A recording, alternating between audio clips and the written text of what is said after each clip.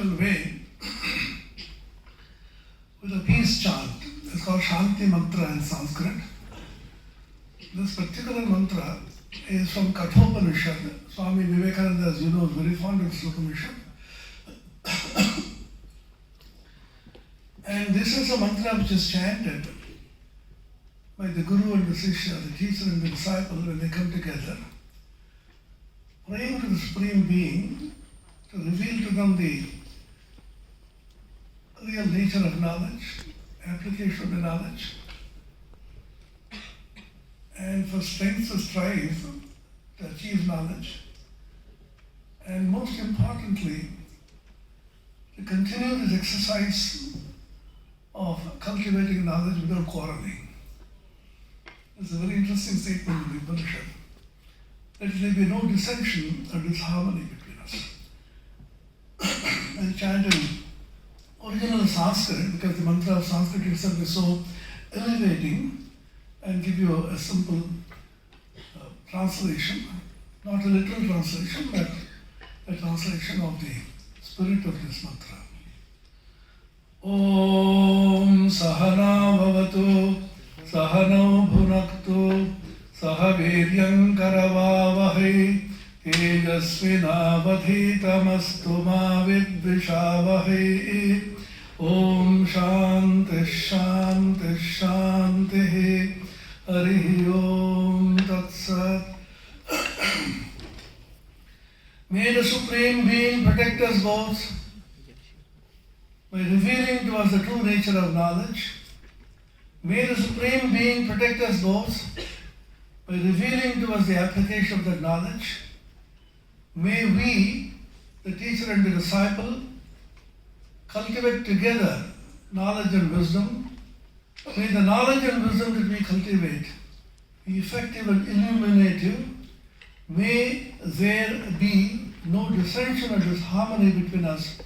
Om, peace, peace, peace. So I was remembering an interesting statement made by Coulson and Richardson.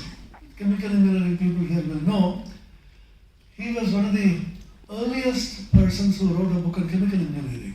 That subject was very new at that time. He begins by saying, who is a chemical engineer? A chemical engineer is a person who speaks chemistry in the presence of engineers, and engineering in the presence of chemists, and politics in the presence of both. So I always say, so I talk physics when a lot of spiritual people and monks are present, and I talk spirituality when scientists are present, and both are present, I don't know what to talk. So it's a very great challenge, because all of you are engineers and scientists fundamentally, and I do not know how much I have to go for. About an hour? No. This again reminds me of a joke which I keep repeating very often. About 10 years ago, I was in Bangkok attending a Vice-Chancellor's conference. They call them presidents of universities in America. The Chancellor of Oxford University was there to inaugurate this great conference. It's an exciting conference. All over the world, all the Vice-Chancellors come there. He began by saying, the Oxford Chancellor, I went for an international conference and asked the audience, how long should I speak? All of them, sir, you come so far away, you're a great scholar, only for our sake, please do speak as long as you like, as long as you can, but we are leaving after half an hour. So the greatest task and the challenge of a speaker is to keep the audience awake and stop at the right point before the audience leave. So with this, in the lighter vein, I have titled my talk as a challenge of spirituality in the modern age of science and reason. Some of you, or perhaps most of you, must have read the famous book of Roger Penrose. Roger Penrose, as you know, won the Nobel Prize in Physics a couple of years ago. He was a theoretical physicist for the most part. And he was very much interested in spirituality also, consciousness research and so on. And he was a great protagonist fighting against the AI, the artificial intelligence in those days.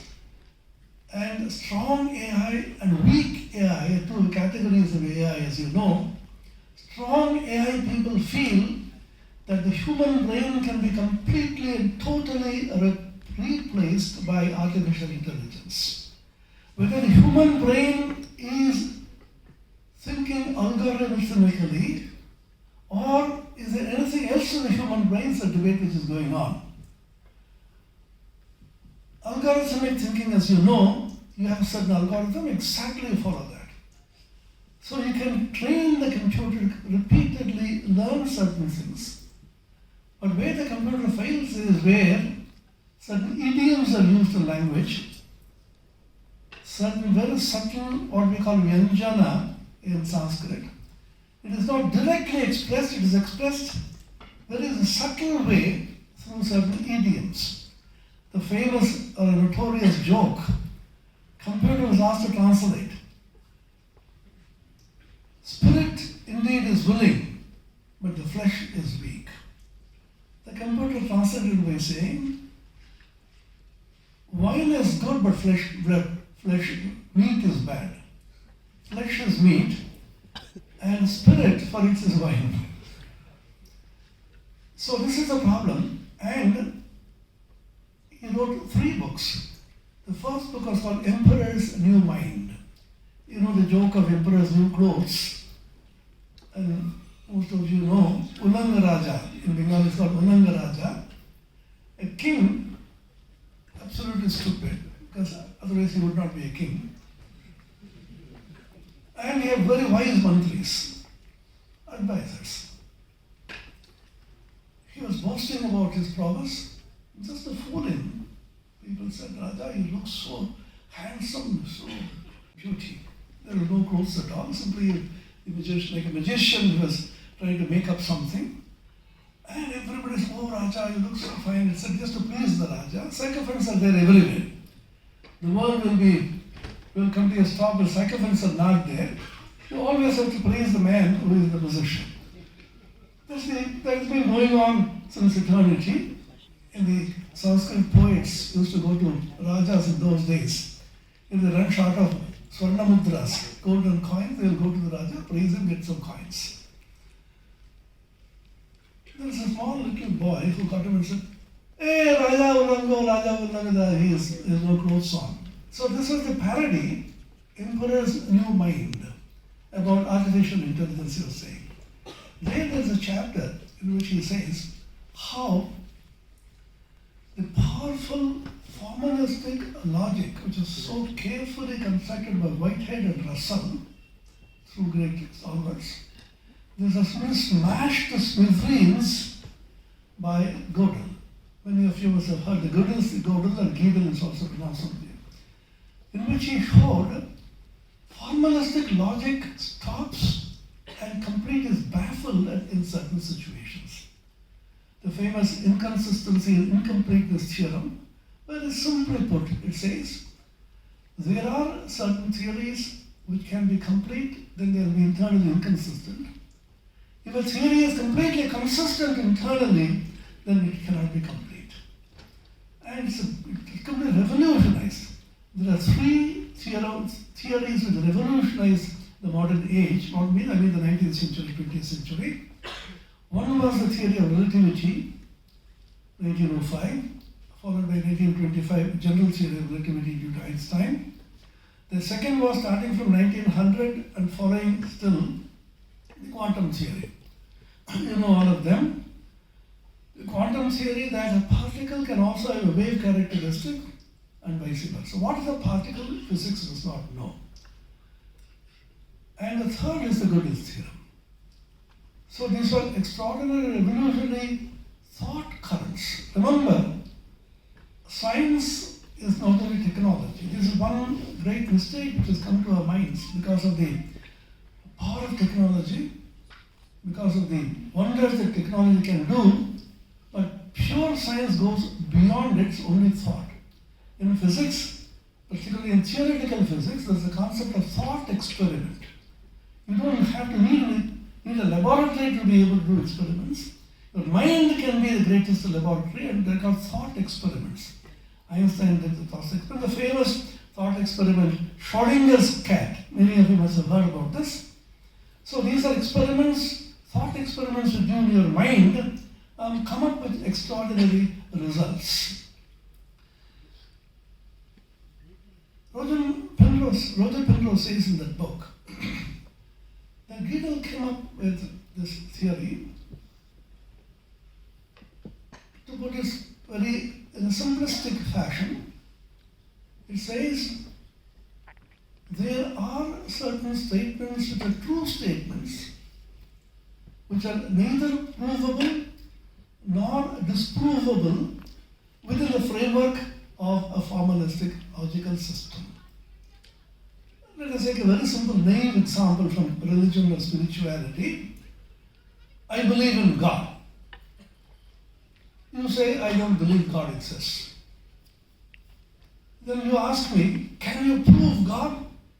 Then I ask you, can you disprove God? You cannot disprove, I cannot prove, let us be friends. So there are certain things which we feel, which we know, which we realize, which people have realized, but they can't be proved because the provability of a theory depends on certain apparatus. You cannot even know the position exactly of an electron as well as the momentum. You know the famous theory due to Heisenberg. Heisenberg said, how do you know an electron? The existence of any object. How do you know it? I am standing here. Is it a true statement? Of course I am standing here. You see me. How do you know I am standing here? Can you prove it?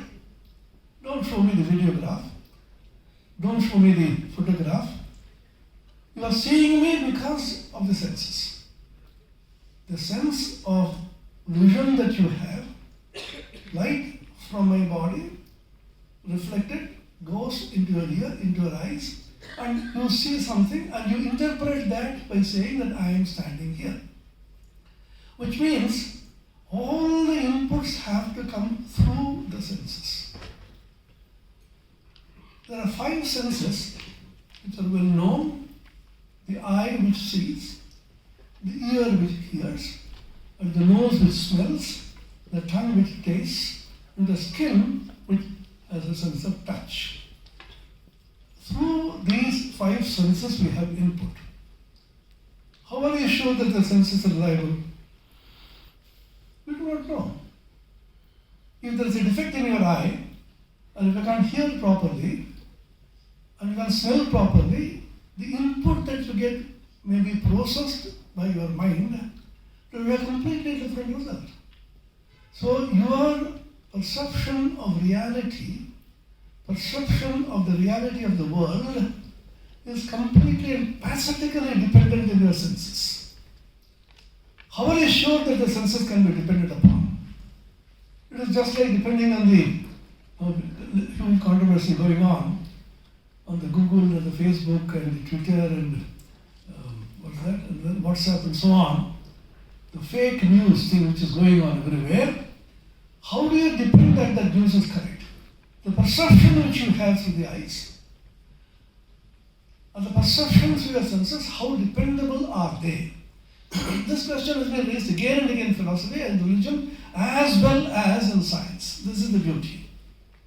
The beginning of the 20th century, 1900 onwards, this question was powerfully asked. How do you know that the world exists? You say the world exists, I know. How do you know? You see, you smell, you taste, you hear, and you touch. Even if one of the senses is misleading you, that you'll have a distorted vision of this world. And if you have some more extra senses, Swami Vivekananda once said, if you have an extraordinary sense, electrical sense, a magnetic sense, for example, then you'll have a completely different perception of the whole world. And therefore, your perception of reality itself is helplessly and pathetically dependent on the input that you receive from your 5 senses. Is that right? If anybody has anything to say, please put up your hand. Let's have a good debate. Now, and this is being processed by your mind. How are you sure the processing of the mind itself? Because mind has its own prejudice. Remember, even the greatest of scientists like Einstein and Niels Bohr, they had their own prejudices. All of you know, the physicists will know the story of Einstein becoming a complete recluse, almost rejected by the contemporary scientists because he clung on to the position of the probabilistic interpretation of quantum mechanics is not correct. Maybe it is there, maybe it is not there. There is no maybe. And the famous debate in the Solvay Congress between Niels Bohr and Albert Einstein. Einstein saying, I do not believe God plays dice. You have a dice and play. 5, 10. You do not exactly know what will be the number which the dice will throw up. I cannot believe that God plays the dice. God is in infinite wisdom, knows what he is doing. It is exact deterministic. Niels Bohr said, quipped, you can't dictate to God what he should do. What's Ramakrishna said? 𝐄𝐚𝐫𝐻𝐸𝐴. That means he has his own, the mother has her own will, God has his own will. You do not exactly dictate to God what he should do or he should not do. This is a big bone of contention even now. What is the interpretation of quantum mechanics? If you look at the Laborian and see the philosophical interpretations of quantum mechanics, innumerable interpretations. Which means the data that you receive in science through senses which themselves are not reliable, and the processing that you do the mind, the CPU inside you, and the interpretation of the data which you give, step by step, everything that's a problem. The whole world is one of interpretation. They say, it's very logical. What is logic? Logic is my logic, not your logic. My logic is right and your logic is wrong is the only logic we talk about. I always wonder. There is a court case. In the lower court, very powerful verdict is given. Immediately go to the high court, the whole thing is turned up. And the trial judge erred in making the statement, etc. And in his great wisdom, the higher judge stands it. Then he goes to division bench, we are seeing it every day. Division bench, you go, the two judges sit there. In their greater wisdom, they say the single judge made a great mistake in making this, it should not have been done. Then he appeals to the Supreme Court, single bench, two-member bench, and up to 13 members they go, constitutional bench. And all of them are wise people, remember. They have studied law. Then if it is absolutely infallible, why is it that each of the judges differs? And sometimes perhaps, I can't think of an example, the same judge when he is in the High Court gives a judgment. When he goes to the Supreme Court, his own judgment is overturns. Sometimes they review. Review this. Now the review is going on now. Everybody asks for a review. He reviews his own judgment and says, perhaps I was not right.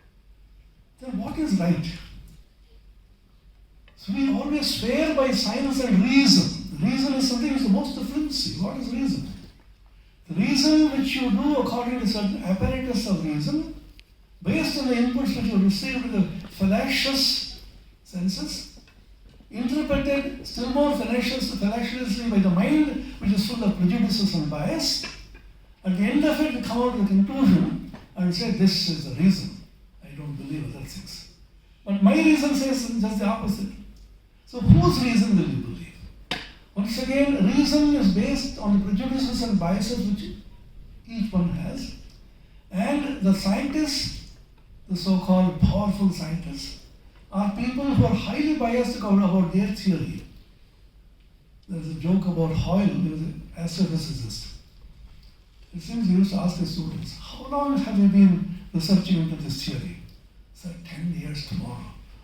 Then we should change and completely change your theory. Next 10 years we'll work with the opposite. Which means there is no finality about anything in this universe. That's what I'm trying to say. What is finality in this universe? Now Vedanta, religion, spirituality, every religion has talked about what is the finality in the universe. They say there is one final thing which is called God. He is infallible, He is omnipresent, He is sarvagya, sarva-shaktiman, sarva-vyapi, omnipresent, omniscient, omnipresent, all adjectives they give to God. We don't know who is God and what is God. He is the one person who is absolutely constant. Why do you have to ask this? This is a question which I'm throwing to all of you, reason people and the scientific people. Can you tell me, why do you need something constant? All of you know the two famous postulates of Einstein's relativity theory. He called it the theory of relativity. But what is the basis of this theory of relativity? Second postulate, which says the velocity of light in vacuum is an absolute constant. So the invariance and the constancy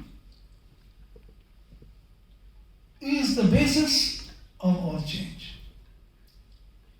Change cannot be accepted or interpreted unless in reference to something which is changeless. If everything is changing, then change will have no meaning. So there is a constancy which you always look for. Why? Because I say that everything is changing, there is no such thing called God, no such thing called constant. Then you've come to the conclusion that you can't really swear by anything. There is nothing by which you can really say this is it. Your life itself will be chaos. If you do not accept something which is changeless, which is necessary, the necessity of a changeless entity impinges upon your psyche so powerfully that you can't get away from it. There is something changeless with respect to which change can be accommodated. If everything is changing in you, where do you have your faith? Where do you pin your reason? Where do you pin your own conclusion? You can't come to any conclusion if everything is changing. So, per se, human reason has to posit, has to realize that there is a changeless entity with respect to which all change can be measured and change can be understood. This is a huge debate in science as well as in religion. In religion, you have two great stalwarts in India. One is Bhagavan Shankaracharya, who said there is a constant entity called Brahman, the Atman, and everything is changing and therefore illusory. By contrast, Bhagavan Buddha said, change is the only reality. You think about it very carefully. Leaving religion, leaving science aside, what is the most fundamental thing in life? Is it change or is it invariance? What we see is everything is changing. Who says everything is changing? I say everything is changing. I don't believe in God. Who is the I which says that? Which is the I which says that? I say this. When are you saying this? Now, sitting here in this hall, I say, there is nothing which is changeless. Now, the I which asserts there is nothing which is changeless, is that I changeless or changeful? Look at this reason very carefully. I say there is nothing which is changeless, the Atman, God, Brahman and so on. It is only an imagination of the human brain, weak brain. Out of fear, they project a God. I don't believe there is something which is unchanging. You don't believe it? Fine. Who says it? I say it. Who is the I which says it? I say it. Is that I changeless or changeful? What is your answer? Because I, every moment it changes. Because I is dependent on the mind. The mental moves, mental predilections, the various kinds of prejudices which you have. And the Upanishad says, in the waking state, the I has a particular perception. I see all of you sitting there listening to me. I am waking. I am awake, and all of you hopefully are awake. I will try not to put you to sleep. So in this we have a certain perception. When I go to sleep and dream, I have a totally different perception. That perception does not tally with what I am seeing now in the waking state. When I go to deep sleep state, I have a completely different perception, which is neither this nor that, there is a total blank. Now, you come back from sleep and say, I slept very peacefully. I could not remember anything. Which is the I which says that? Suppose you say scientifically, I1, I2, I3, IW, ID, and IS. Waking, dream, deep sleep. The I1 says, what happened for I2 in dream, I have no knowledge of it. I3 says, I have no knowledge of anything. Which is the real I? The entire world of science and spirituality, religion, everything is built upon the perception of I1. Remember this. That means I have cut out 1/3 of my perception in the waking state and completely ignored and neglected the experience of I2 and I3. As a scientific person, as a reasonable person, as a person who swears by reason and logic, is it correct? We are cutting out 2/3 of our perception completely, and we are swearing only by this state. So that itself is a fallacious thing. Which means, suppose you say that I say there is nothing which is constant. Is the I constant or not constant? I obviously is constant and not constant is determined by the I.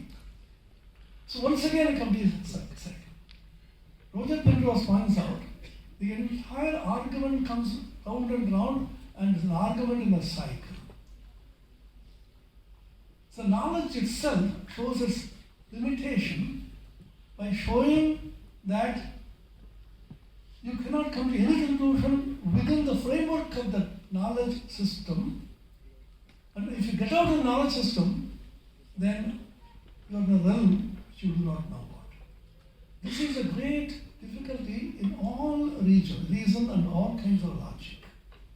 What we normally do, we are happy with the gains of science and technology, we don't question. If you are really a questioner, if you really want to find out who are you, where are you come from, what is your destiny, what is all about, science questions. Physical science questions physical things, the physical universe. Mental science, psychology questions the mind. And the spiritual sciences question what is the spirit which is beyond. Having said this, I have brought you certain slides to show what are the 3 fundamental questions which both religion, spirituality, as well as science have addressed.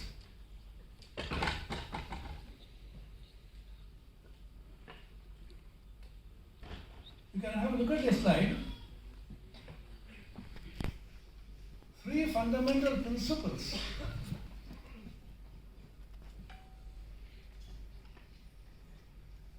in tune with modern science. Now, the first I call the classification principle. You carefully look at this. All knowledge is only classification. Particularly after computer science and AI and so on, we know the whole of knowledge is classified. The most famous classification which we studied in school in chemistry is the periodic table of elements. All of you know this. When 92 elements were discovered, then people said, 92 elements. We have to somehow classify these elements very carefully. Then they had the periods and the groups, all of you know this. And strangely they found there are certain elements which do not interact at all with anything else. The so-called inert gases. And you know the periodic law. I'm not trying to teach you chemistry, but just reminding you, long ago for our examinations, class 9 and 10, studied this and forgotten naturally. The periodic law says every element in the periodic table tries to interact with every other element in such a way as to reach the inert gas configuration nearest to it in the periodic table. This is the periodic law. Why inert gas and why nearest? Look at this law. Why I am trying to tell you is, every scientific principle or scientific law is based on a certain philosophical theory. Every theory has a philosophical basis, underpinning. Particularly in physics, I do not know much about the other sciences. Every theory, what's its name, will have a basic philosophy. Now, all the scientists were great philosophers who brought out these theories. So the person who discovered the periodic table, Mendeleev and Moser-Meyer, as you know, they found every element is struggling to reach the configuration of inert gas. Why? Inert gas doesn't interact with anything. So all of us are trying to reach a state in which we will not be able to interact. All problems arise from interaction. The moment we try to interact, quarrels come, arguments come, and then whole thing is total chaos and disharmony. When I don't interact, sit quiet, absorbed in my own higher self or Atman or Brahman or God, called Atma Rama in Vedanta. Arama means feeling rest. I feel rest in my own self. The moment you go out and try to interact with people, there's a problem. And inert gases do not interact. They somehow want to reach a state of equilibrium which is the lowest energy state. All of you know, the lowest energy state is the most stable state. Common sense will tell you, the moment you have money in your pocket, you will restless, you will go here and there, eat something, go for some movies, spend it with friends, have a party. At the end of the month, when your pocket is empty, you are very quiet, studying. Because the moment you have a lot of energy, you try to spend it. So physics and mathematics and chemistry, they say, try to attain the lowest energy state so that you can be safe. And if you attain a state in which you can't interact at all, you are the safest. And you want the nearest configuration of it in the periodic table, because if it's far away, once again some more energy has to be spent. How to spend the least energy is a whole exercise in philosophy, in religion, as well as science. So classification is very important. Later on they classified, as you can see, classification of elementary particles. So many particles were discovered. How to classify them? Several ways of classification. Classify them according to interaction. Strong interaction, weak interaction, intermediate interaction, and so on. And there is another classification. There is a great scientist called Pauli. He was a very genius of the physicist, Wolfgang Pauli, who came up with what is called the spin statistics theorem. You must have heard about this. He said spin of a particle, intrinsic spin, is related to statistics. Fermi-Dirac statistics governs half-integral spin particles, and Bose-Einstein statistics governs the integral spin particles. So spin and statistics are combined. So once again, there's another way of classification. You can classify people in so many different ways. How many people are sitting here? Maybe 100, 150. How do you classify these people? Classify them according to male, female. Classify according to their professors or teachers or students. Classify them according to their undergraduates and postgraduates. Classify them according to their color, according to their height, according to their background. So many ways, but you classify them. Go on classifying them, Ultimately, you reach a supreme classification in which you find unity. Whole of science is a search for unity. Central institutes like these, IIT, ISM and IITs, etc., they draw students from all over India. So classify these people very well. You belong to South India, you belong to North India, there you belong to Uttar Pradesh, you belong to Bihar, and so on. Now, all of you go abroad, the only classification there, you're all Indians. Now, if all of us go to Mars sometime, the only classification is all of us come from the earth. This leads to generalization. We'll come to that in a moment. Chemistry is very table.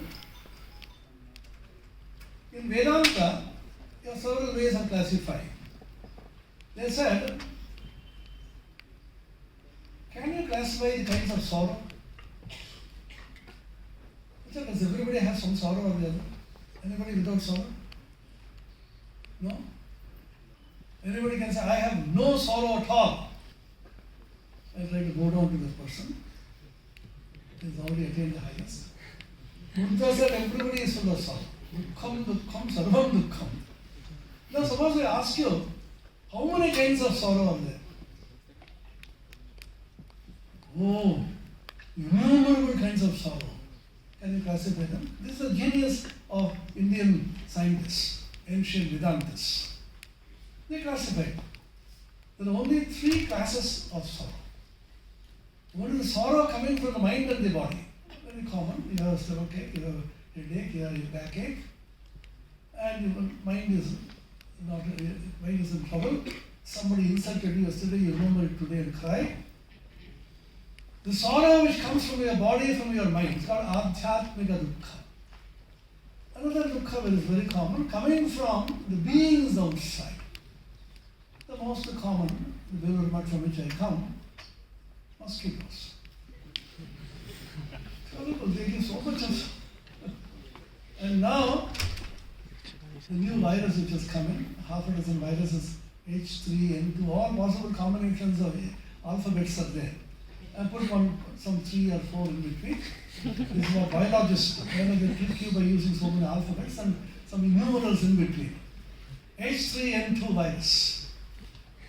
The doctor is saying that they have a running nose. This is H2N2H3. So I don't want the names, please cure me. This is by way of classifying. You classify the viruses. And recently we suffered from the adi-bhautika dukkha, the being, a little virus, which do not know what it is, the corona's COVID-19, the name they gave. And now they say COVID variants are moving around. So this is a great dukkha. So man is boasting of his scientific knowledge. Biology does not even now know what is the virus. You know that? I talked to some of the topmost virologists all over the world. I said, is it the living organism or is it it is not a living organism, but comes to life, springs to life when it comes and touches something living. What kind of organism is it? Neither living nor dead, nor non-living, and suddenly comes to life, but it devastated our whole life for 3 full years. So we do not know what. Biologists do not know what is life and what is non-life. Where does non-life end, where does life begin, we do not know.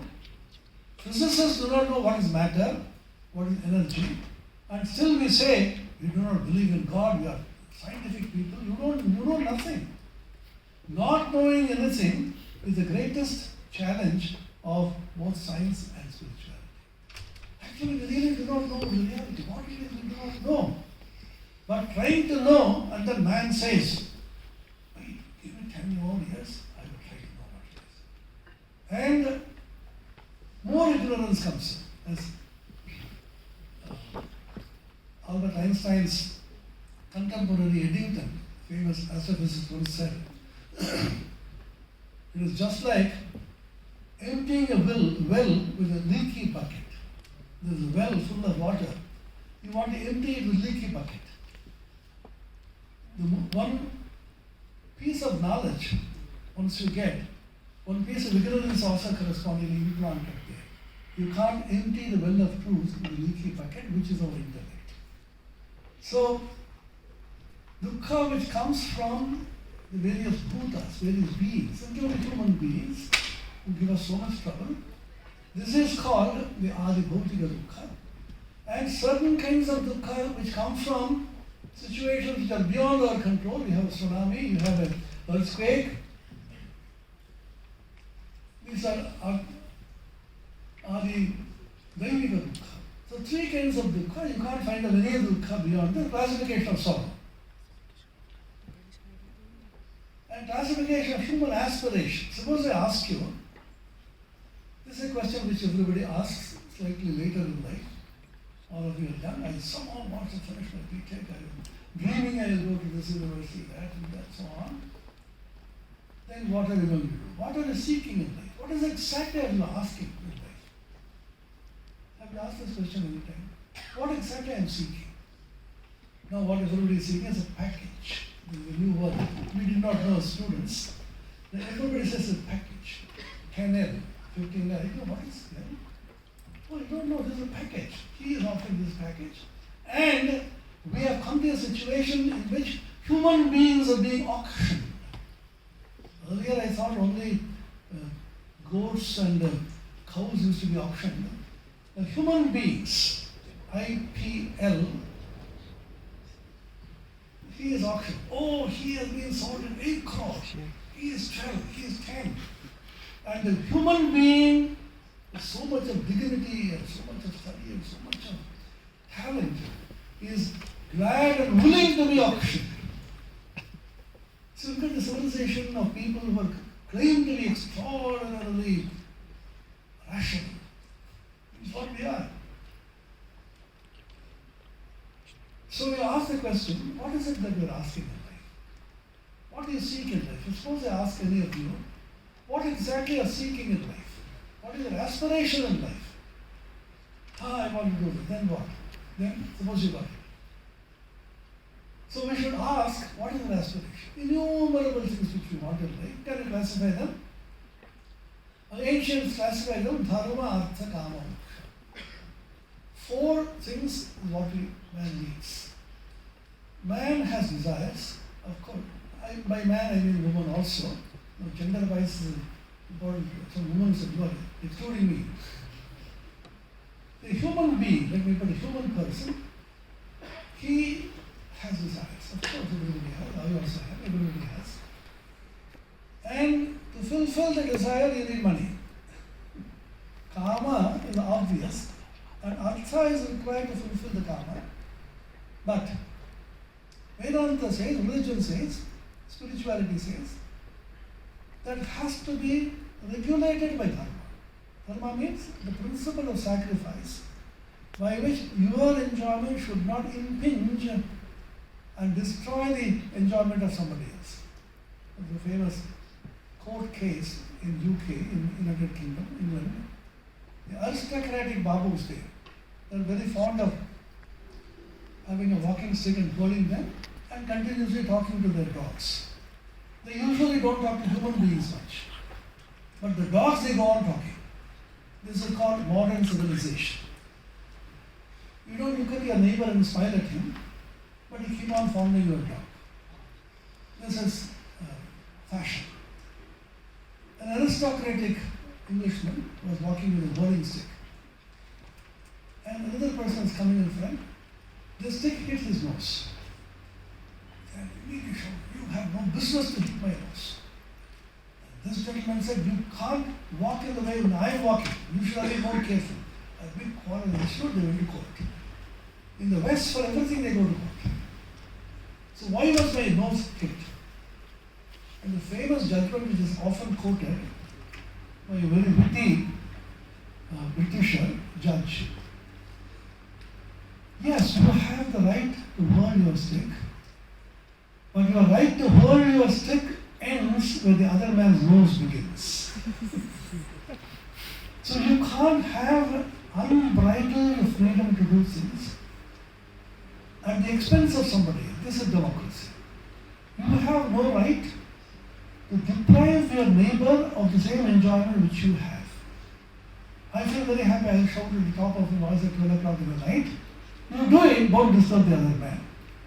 So dharma is the principle of sacrifice by which you see that everybody's right is equally and carefully protected. And ultimately, when you are done with all this, you grant the highest glory, then what? Most of you must have perhaps heard of Professor 𝐸𝐶𝐺 George Sudarshan, one of the finest physicists. He was my examiner, thesis examiner. I brought him to the university also. He was quite old. He missed the Nobel Prize 3 times. And for the work which he did, somebody got the prize. He was very frustrated at the end. Then I asked him, sir, you're doing so much, you've just this. What is your perception now like? He was 85 years old. He became calm. He said, what is the use of all these people get Nobel Prize? That seems cool. A time comes in your life, gentlemen and ladies, when you sit down and ask, what have I done in life? Life is ebbing away. Death is staring at me. What have I achieved in life? Have I found satisfaction? Have I found happiness? How do you find satisfaction in life? Swami Vivekananda famously said, keep religion apart. Don't worry about spirituality and Vedanta. He who sacrifices himself for the sake of others' happiness is the most happy person. Can you sacrifice your life, your energy, your youth, your money, everything for the sake of others? He wrote in a letter to the prince, my dear prince, his life is short. The vanities of the world are transient. But he alone lives who lives for others. The rest are more dead than alive. So dharma, artha, kama, moksha is a kind of classification. I can go on and on. I will not do that.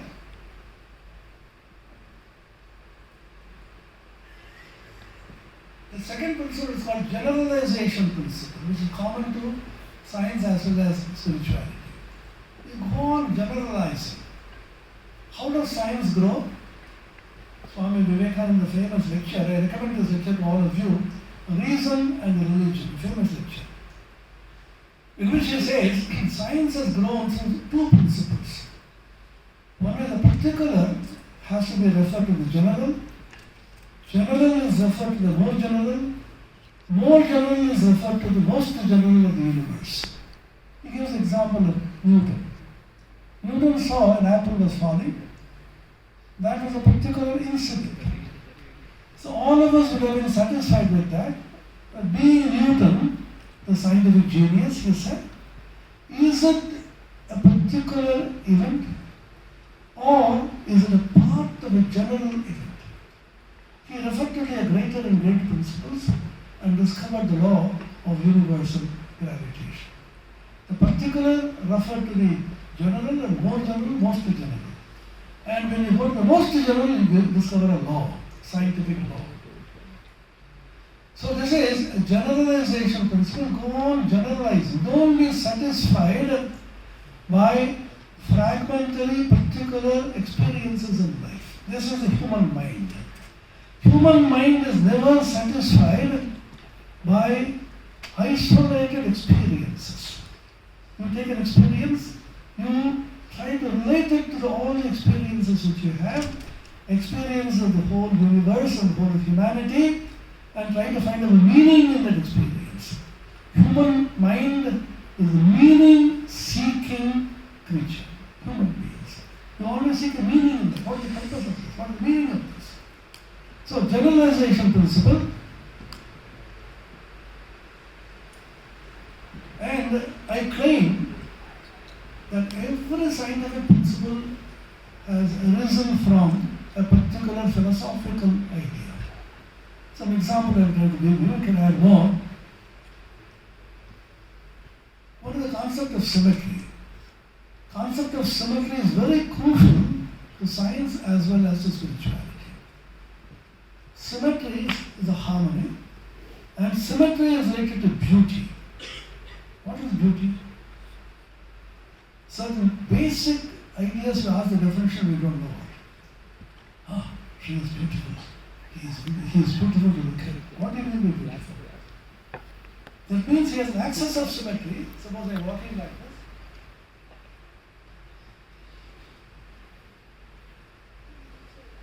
Oh, it looks so ugly. It is not beautiful. Why? There is no symmetry. There is an axis of symmetry here, and the eyes, the nose, ears, hands are exactly placed on either side. So when you have a symmetry, you have a beauty. That's why the Supreme Being is called Satyam, Shivam, Sundaram, Shantam. Sundaram and Satyam always go together. And most interestingly, symmetry is related to constancy and invariance. When I studied in university, I was so surprised at the philosophical meaning of this. This is with the woman scientists. Physics women scientists are quite rare. Her name is Neusser. Neusser's theorem says every symmetry has a corresponding principle of invariance or constancy.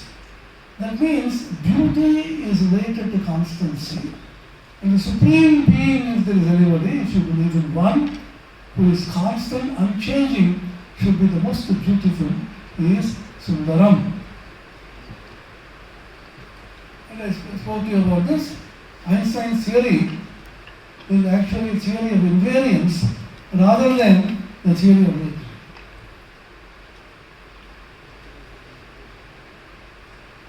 The third principle is the unification principle. All the principles have been intertwined. The unification principle, the famous quest of the human mind, can unify. The human mind is not satisfied in fragments, in variety. It wants to find some kind of unity in variety. So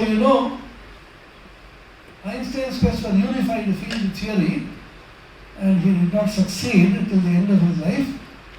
That was a holy grail which was chasing all his life, and it is said he died a very sad man, being unable to find out this holy grail which was seeking, which is the unified field theory. Later, the four forces of nature, the weak, the strong, electromagnetic and gravitational force. Human mind thinks that there can't be four different forces. Can you think of one force of which these forces can be simply manifestations? This is always a question of the human mind. There's so much of variety. Can you think of a fundamental unity inside this variety? Three forces were combined after Einstein died. Abdul Salam and Weinberg and Lashow, they were about the Nobel Prize for it. Electromagnetic, weak and strong, but gravitation is still escaping. Even now, we have chaturvidha-purusharthas here working on string theory. They say superstring theory is the solution. We will find out the theory by which the gravitation and the electromagnetic, strong and weak, will be combined. What is the problem? See how the human mind is working once again. Can there be four forces separately? Or, look at this carefully. Nature has a particular law for the macrocosm and a completely different law for the microcosm. When you enter the quantum world, the laws of the macro world don't apply for strange reasons. When you go to the gravitational field, the macrocosmic field, celestial objects and so on, you don't need to apply the quantum phenomena. The rational mind is asking, the spiritual mind is asking, can there be two different sets of laws for two different worlds? Nature is economical, nature is beautiful, and nature is symmetric. Nature just cannot have two different sets of laws for the micro and the macro. Can you bridge these two? This attempt is still on. Some of you may come with a solution we do not know. Einstein tried and tried, super theory, string theory people tried, and they are almost at the verge of accepting defeat, and we have not been able to crack it. What is the mystery? Why is nature doing this? Suppose you say, let nature do so what? You may say that. You don't accept this. Human mind will not accept it. Rational mind will not accept it. Scientific mind will not accept it. Spiritual mind will not accept it because the quest for unity. You have to find out a unifying principle. There can't be several things. There has to be a principle which is unifying all this. There is a unified field theory. And the theory of everything, TOE, about which Stephen Hawking spoke, this is called in Vedanta and Upanishads, 𝐫𝐞𝐜𝐽𝐽𝐸. 𝐫𝐸 means oneness, vigyana means knowledge. The seeker of knowledge goes to a great Rishi. Kasmin bhagavo vigyate sarvavidam vigyatam bhavatiti. So can you tell me that knowledge, by knowing which everything can be known, the master key to the mansion of knowledge? Then several answers are given. This has been the search of human mind since eternity. Millennia after millennia, every human being, a rational human being, and spiritual human being has been asking this question. So these are the three principles I talked about. The classification principle, the generalization principle, and the unification principle. The entire science as well as spirituality is based on these principles. Now there are four quests of the human mind. I am not talking about spirituality, religion, Vedanta. A human mind. All of your thinking people, rational people, scientific people, rational mind, a thinking mind will ask these questions. The quest for unity, ēkattva-vigyāna. We are unhappy with the disunity. We feel restless, we feel unhappy. We are not comfortable with people who are quarreling. There is so much lack of unity. We are looking for unity all the time. Chandra Upanishad says, just like with clay, so many different forms are produced. In Durga Puja, for example, with the same clay you manufacture a Durga Pratima, a form of Durga, Lakshmi, Saraswati, Ganesha, Kartika, and so on. But fundamentally, the whole thing is only mritika or mud. So what makes the difference? Can you tell me? All of us sitting here, we have different kinds of forms, different kinds of languages we speak. The characterization is different, colors are different, and strangely, not one person's fingerprint will match with everybody else. We are unique human beings. Now, what is the unifying phenomena in all of us? You may say we are human beings. Somebody is from Jharkhand, somebody is from Bihar, somebody is from Andhra Pradesh, but still we are from France or England. So we are human beings. Suppose a dog or a cat enter in here and says, why do you leave me out?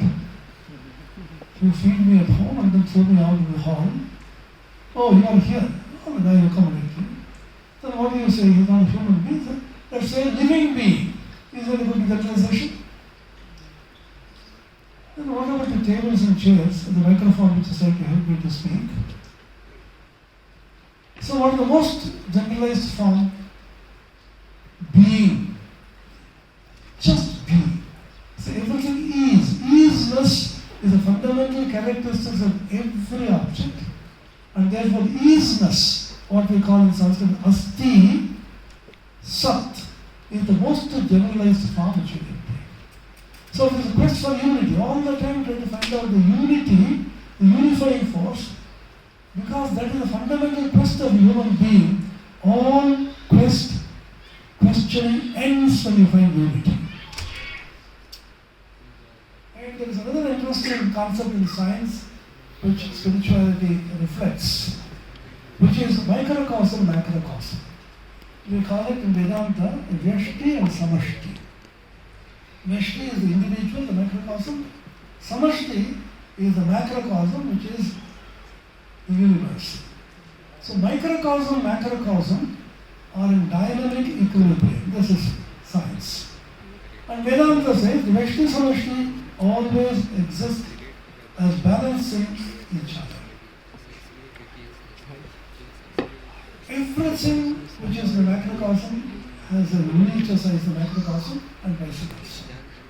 So the macrocosm unity and the dynamic equilibrium is another great principle which is common to both science and spirituality in investigating into the mystery of nature and the mystery of life itself.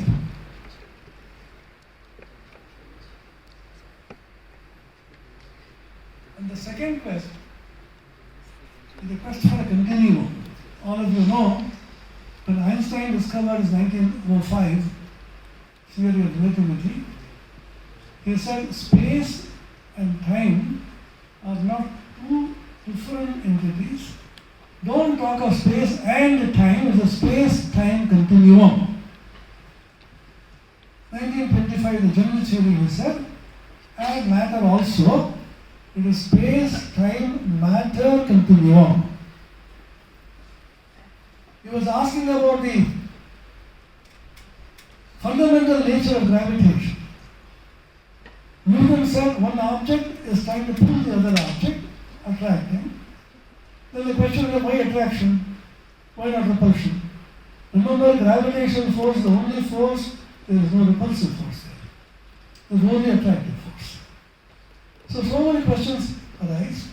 Is it a property of an individual object? Or is it a property of the universe itself? Einstein found it is a property of space-time continuum, and the curvature of space-time is responsible for gravitation. And he said, therefore, rather than saying space-time continuum, you say space-time matter continuum. This is a general theory. Vedanta spoke about this long back, desha kala nimitta, and he said space, time, matter, consciousness continuum. Annamaya, pranamaya, manomaya, vijnanamaya, anandamaya, starting from matter, passing on to the prana, which is the biological process, then the mental, which is psychological, the vijnana, which is the superior intelligence, and finally the spiritual, which is anandamaya. And the Taittiriya Upanishad repeatedly says, tena isha purna, tena isha purna. One is overlapping the other. They are not separate, they are a continuum. The quest for a continuum is a constant quest in the human mind because you want to be connected. From that comes the idea of interconnectedness. This is a very, very important principle in science as well as spirituality. Now we are talking about environment, we are talking about interconnectedness. Interconnected leading to interdependence. In international relationships we are talking about this. So which means there is an interconnectedness in all beings. The entire universe is one, which is now called, in Mundaka Upanishad, they call the web of a spider. Now we call it what? www dot. World Wide Web. We know now whole thing is interconnected. Vedanta said long ago, Swami Vivekananda speaks about it in his lecture in Madras in 1890s. He says, even physically we are one. Einstein proved this in relativity. At that time Einstein had not come up with the theory. Swami Vivekananda speaks about this. Mentally, psychologically we are one, and spiritually we are one. And one thought which I threw here can immediately be caught by anybody, anywhere. Which is what? An SMS message and internet messages may go. It is possible. And where do these messages live? These thoughts of the human mind, the objects which are here in this hall, including us, where do they stay? In space. The thoughts of your human mind, where do they stay? In the mind, the thoughts are also objects. Because you think about them, you realize them, you see them. So what is the space where the thoughts live? Vedanta said, you call it into another space, which is called chitta akasha. then what is the space in which the spirit lives called Chidakasha? We would not have believed all this if we did not know that the simple text message which is sent to your friend long far away, what is the space in which it stays? We call it cyberspace. Where is the cyberspace? We don't know. So if the spaces are discovered, they explain the positioning of certain objects. So we are all interconnected. Anybody can intercept this message and see it. This has to go through a cosmic server, and this cosmic server is called God, Atma, Brahma. And the indivisibility of knowledge is one. Unfortunately, we have divided knowledge later on into physics and chemistry, and mathematics and engineering and so on. Now we are talking about interdisciplinary, transdisciplinary. They were already one. You cut them to pieces and try to put them together. We knew in India, akhandatva, knowledge is infinite. Then the third quest is bhuma vijigyasa. Bhuma means infinite. For infinite. Why is it so? Is it rational? Sorrow will never cease unless you reach the infinite. As long as in the finite, two finites will always come impinge upon each other and quarrel. Unless you know that you are the infinite, you will never be able to be in peace. Why? If I realize myself as the infinite, there will be nobody apart from me. Can you see the reason? Suppose I am infinite. There can't be anybody apart from me, because somebody apart from me, he will be included in the infinite. Infinite has to include everything. If there is nobody apart from me, then there has to be peace, because nobody quarrels with. So the indivisibility of knowledge, interconnectedness, and the quest for the infinite. Therefore, 𝐶handogya Upanishad said, very famous statement, na alpe sukham asti bhuma vai tat sukham. Only in the infinite is joy, peace, happiness. In the less, in the small, there is no joy. So human mind always wants to go higher and higher. Why are we trying to explore nature? Moon we seem to have conquered, now we're going to Mars and other planets, etc., risking your life. Because you want to search. Swami Vivekananda said, you search outside, we search inside. There's grander nature inside. You can go on exploring the inner nature of man and realize you are the infinite self. And two infinities are not possible, and therefore all of us should be one. And the fourth quest, and the last quest according to me, the quest for a great power in the universe. There's some great power which is running this universe. You call it God, you call it Brahman, you call it illimitable intelligence, as Einstein said. Everybody is trying to have an inkling into what is the power which is running. What is the great energy which is running the sun and the moon and the stars and the nebulae? How much of energy the sun is giving you? I gave an exercise to my students. The unit cost of electricity is going up. Everybody is now promising in election promises and reduce the cost of electricity and so on. Can you calculate the amount of electricity the sun is giving you free of cost? If you want to pay at the current rates of CESC, if you want to pay the sun for the amount of energy that he is giving you in terms of light and heat, the entire wealth of the whole universe will not be enough to pay him for a single month. And what is the cost? Nothing. He gives you happily and fully. Nature is giving him plenty. And nature does not know the idea of waste. When I was a child, my parents took me to the famous waterfalls in Kuttalam in Tamil Nadu. So I said, Mom, you are constantly telling me, close the tap, don't waste water. Why is nature wasting so much water? Hey, keep quiet. Don't ask such questions. Nature has no concept of waste at all. It gives you plenty. Suppose you go to your parents and ask, I'm feeling very hungry, give me one piece of cake. They give me 1 million cakes. Dad, I can't eat so much. I know, but you are my son. The power of nature is something which is remarkable. One little lightning can simply smash it with one little earthquake. Earth suddenly chooses a shape for a few seconds, few microseconds. Whole civilizations are lost. And what are you before nature? Not even a little mosquito. And then man says, I will conquer and do this. Shakespeare has a beautiful line. Swami Atmapriyananda was an illustrious monk of our order, the president. Always used to quote this.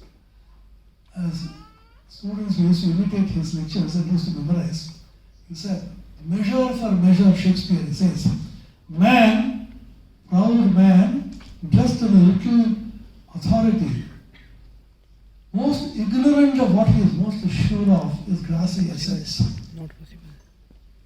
Like an angry ape makes such fantastic gestures about the high heavens, which makes the angels weep.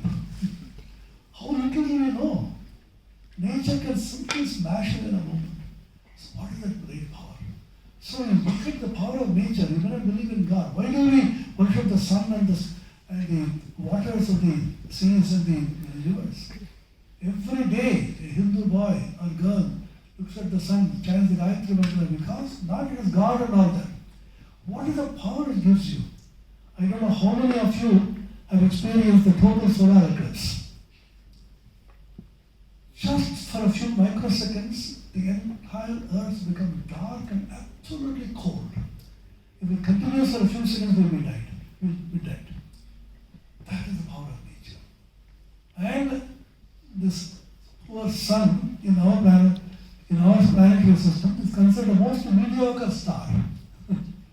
There are hundreds of millions of billions of such stars whose light has not even reached the earth. And this is the only small galaxy. There are galaxies and galaxies, baby universes, as Hawking said. And look at the whole thing, you are amazed. And therefore I end with this famous quote. My religion consists of a humble adoration of illimitable intelligence which our faculties can understand only in a very primitive form. This is a very favorite quotation of mine. Einstein says, the most profound and the most sublime experience one can have is the sensation of the mystical and the religious. It is truly the source of all science.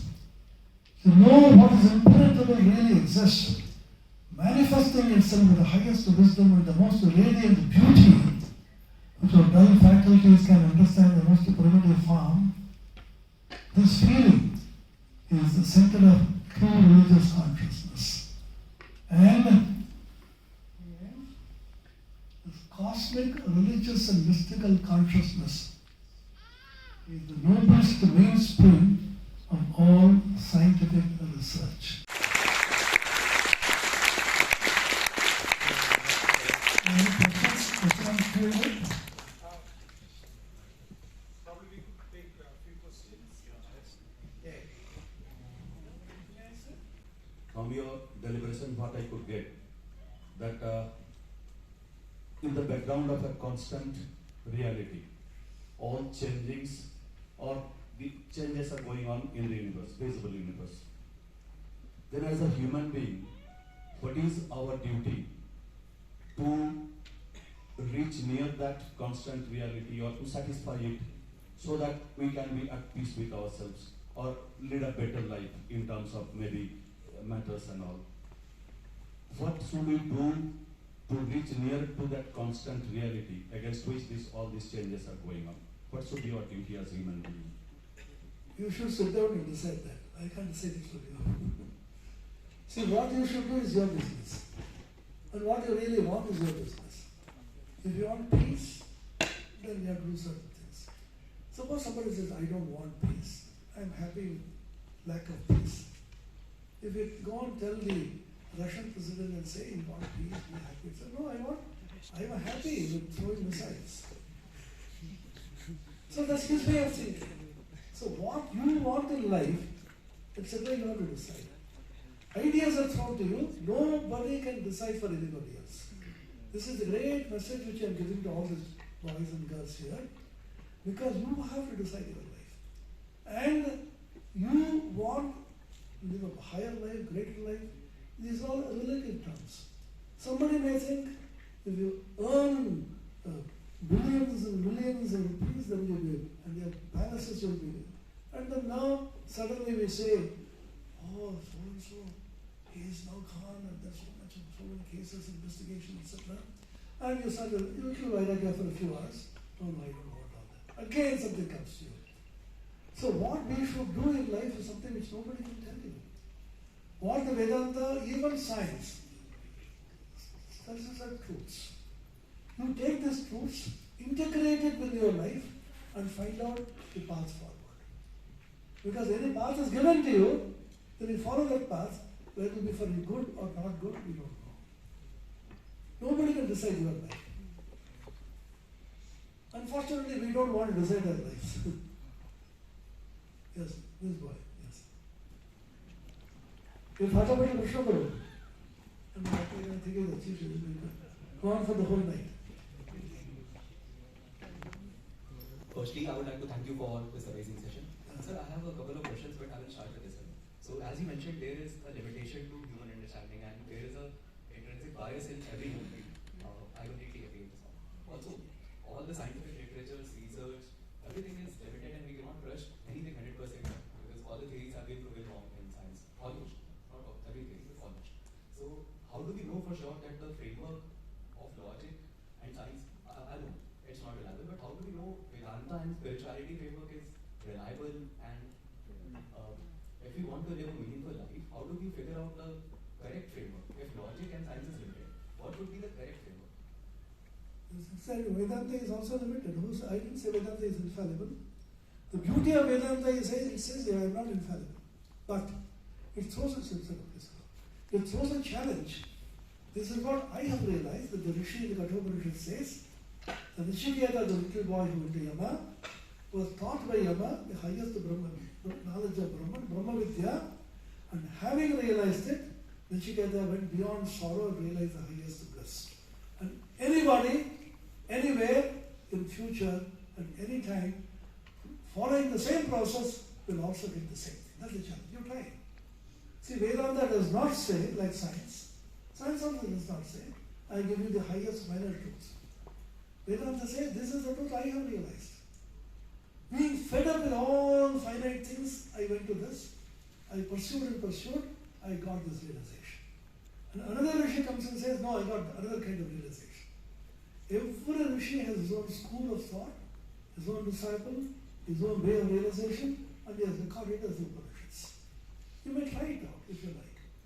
But you are satisfied with this, please go on. The time will come, will not be satisfied. Prepare for it even now. I'm not frightening you. Go through all this. The time will come, and you'll say, what have we done in life? You've published papers, you've gone conferences, you got the highest. But you're not satisfied. The intense satisfaction which you get by realizing the highest bliss which Vedanta promises you, try it out. For which we should try hard, much harder than even in science. I'll give you a small story, which is an incident which happened. There was Swami Vivekananda, who was the founder of the Belur Math students home in Calcutta. He was a great genius of a monk. His classmate was Meghnad Saha. Meghnad Saha, all of you, was a great physicist. He went to see his friend. Then the moment he said, oh, you've spoiled your whole life, all your talents are all gone, you went about this Guru and then wasted your life, etc. So then said, don't worry about it, take a cup of tea. He said, can you tell me how did you come? I came here, now call the rickshaw, give them some prasad. Then he said, Meghnad, what have you researched in science, in physics? Can you explain this rickshaw? How can I do this? He doesn't have a background. The minimum understanding of physics does not have. Exactly so. You do not have a minimum understanding of Vedanta. You have no background at all. So how can I explain to you what I have felt? Go through the path, then research. So similarly, you do not really know. Another incident I tell you, when ತ್ಯಾಗೀಶಾನಂದ was a very great monk in Bangalore. He was the founder of Bangalore.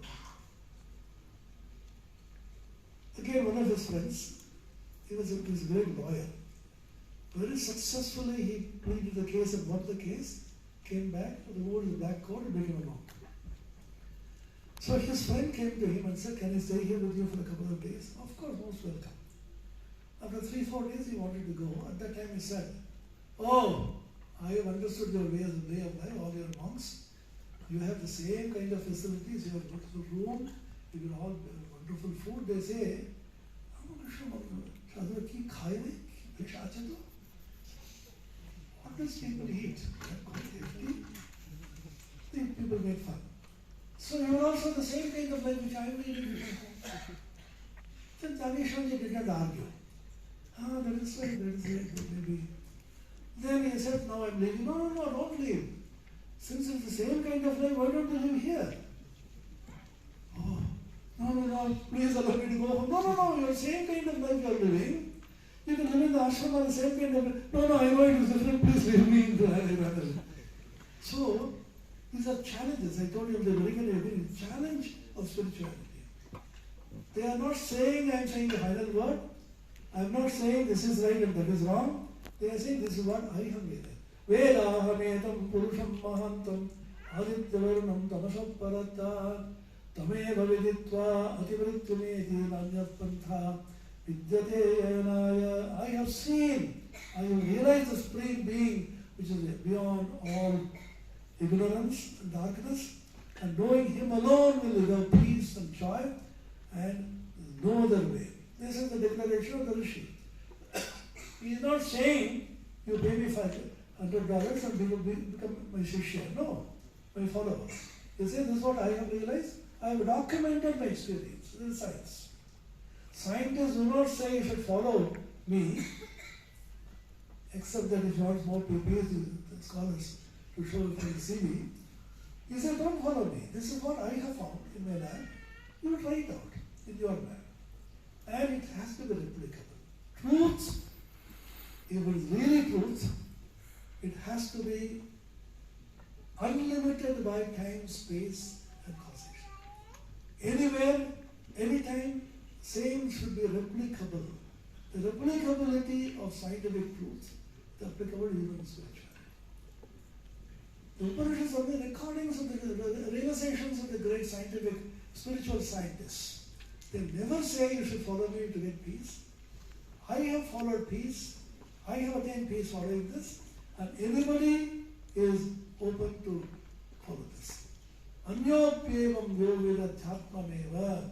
Last line of Kathopanishad. Anyopi, anybody else will also attain the same thing if he follows this path. So you don't take it as true or untrue. Experiment. Investigate. That's why Vedanta is not given to you as a religious truth. It's called Athato Brahma Jigyasa. Jigyasa means investigation. I want to investigate into truth. It's an open-minded research into the ultimate truth. I will investigate without knowing what should be the result, being guided by some spiritual scientist, a rishi, who has recorded his experience. See, even in science, you go by faith. You take the book of Einstein and Newton and say, take it to be true and follow. Don't you take it to be true? If you say in class 6 or 7, I don't believe Newton's laws, I will discover them myself, all civilization will be lost. You take something a prima facie to be true and investigate.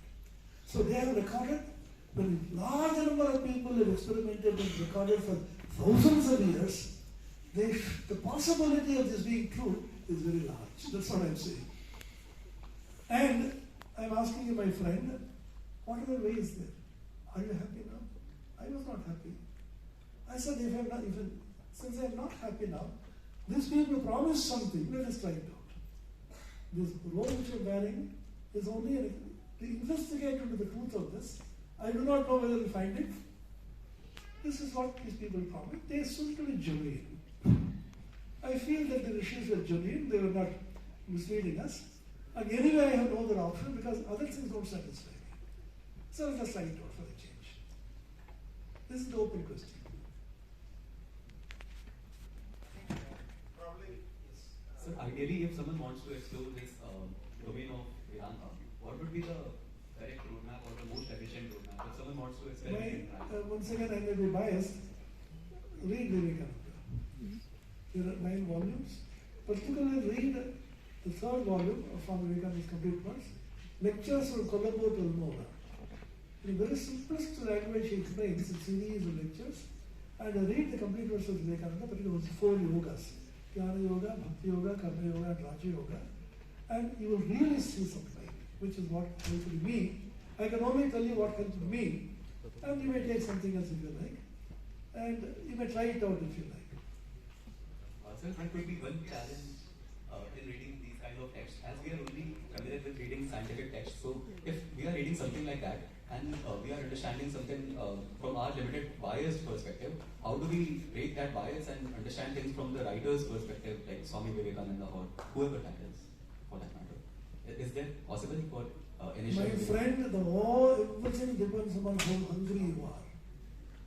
If I'm terribly hungry, I want some food. I am saying there's genuine food available in the package, Swami Vivekananda. You can taste, eat, and try it. Or you can try something else also. But how hungry you are is good. And Narendranath himself, how hungry you are. Went from person to person. Some of the stalwarts in those days, Devendranath Tagore, father of Rabindranath, have you seen God? Have you seen God? Have you seen God? Devendranath said, oh, you have a yogi's eyes. He was so disappointed. When he met Ramakrishna, sir, have you seen God? Straight came the answer, I have seen him just like I'm seeing you. Only a much intenser sense.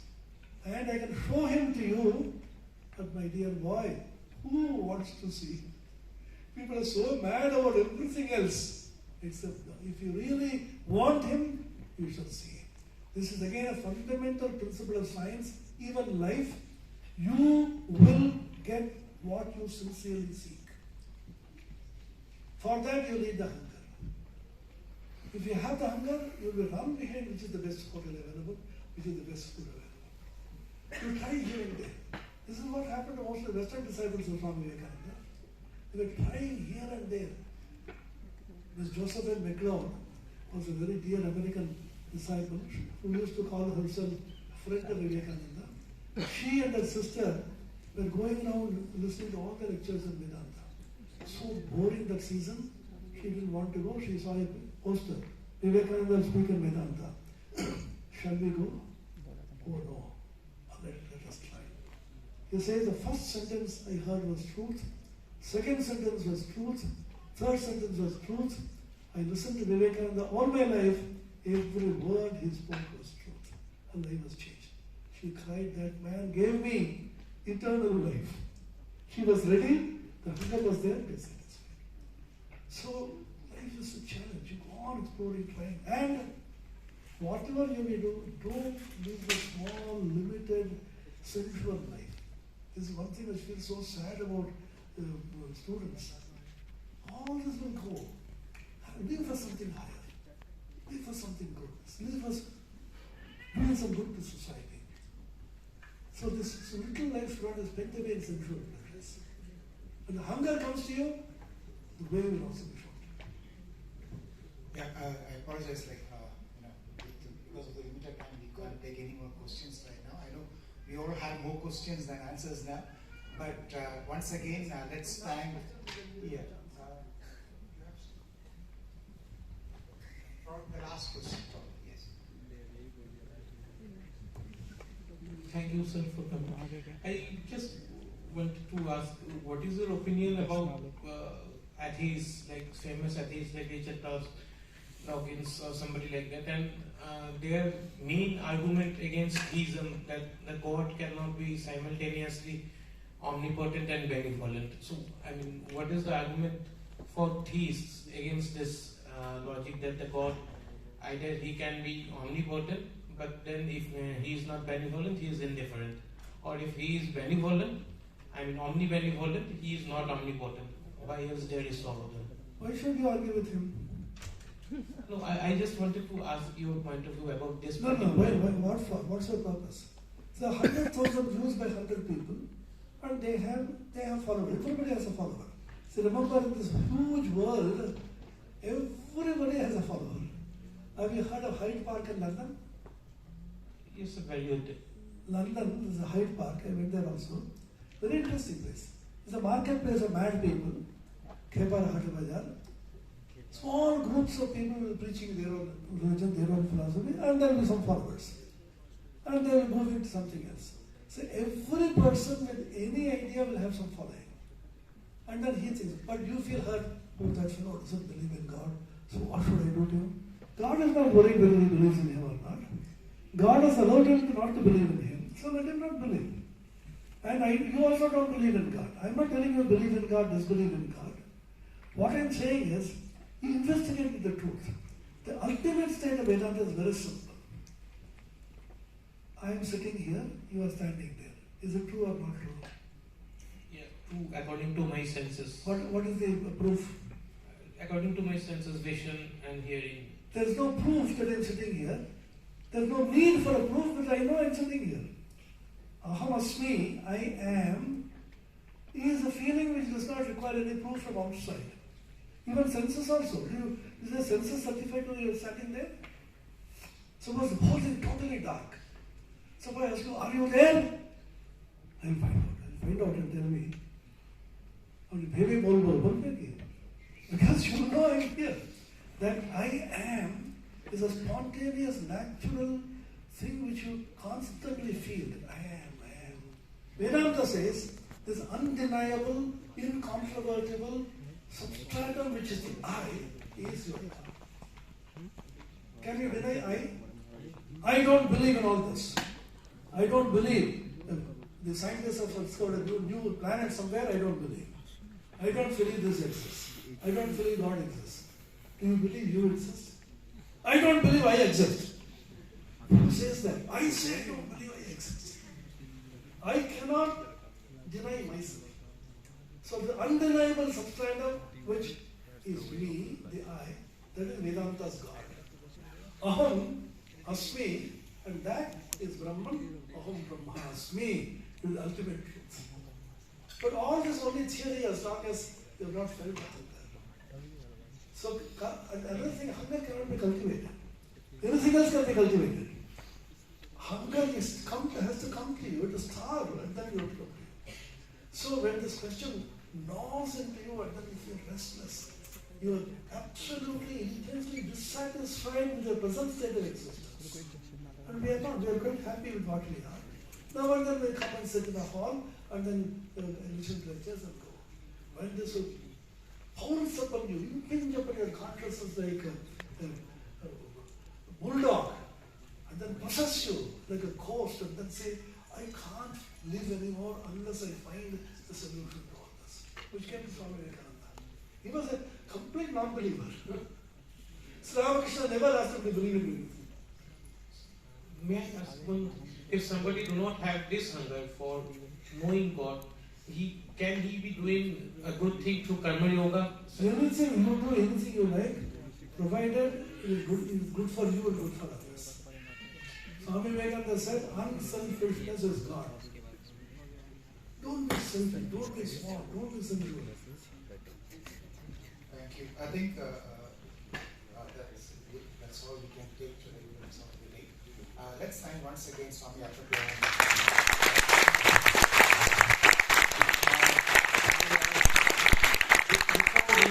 Before we conclude this, we'd like to present memento as an appreciation from the Department of Physics and Institute. I request Professor Manam to kindly come over and present it.